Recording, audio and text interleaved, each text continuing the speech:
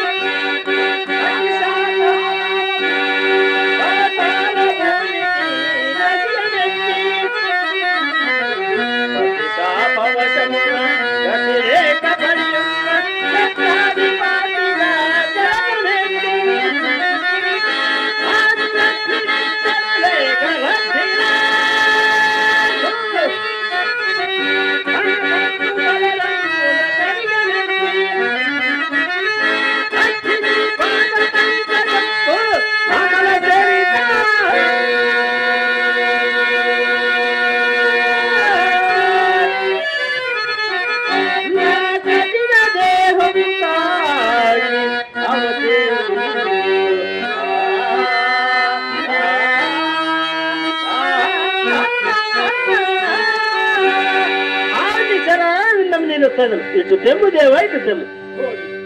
నివాత కవచ కాలకేయాది మహాదానవ వీరును సంగ్రామ రంగం భంగం నిశ్చితి మరి మహాబలవంతుడు అనుకుంటే రోస లజ్జా పరాక్రమ హీరుడు మధ్య పాదములు వచ్చేదను ఇది ఆమె పౌరుషం.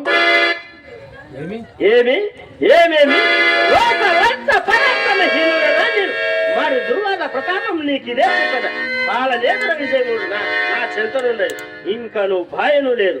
ఆ శంకరి కరుణ కటాక్షం పాసు పదాస్త్రమిదిగో. నీ పాసు పదాస్త్ర మాధ్యమును దారుణాస్త్ర పట్టుతమ్మును అధమాదములై తేజభీనులకు నివాత కవచ కాలకేతులను గెలుచుతాడు. తనకు తానే వచ్చిన శంకరుడు నిర్ధించుతాడు. అది ఒక మహాప్రతాపమని నిండు మగతనము లేక సగమారుదకు మహేశ్వరుడు ప్రసాదించిన అస్త్రముల ఏమి రుద్రుడు నిండు మగతనము లేనివాడా? అవును బావా అవును. అతడు సగమాడిదేమో గాని తమరు ఆడుదాను నిరంతర నారిలోడు. నీవు ఆ శంకర పౌరుషం ఎంచలక్కర్లేదు.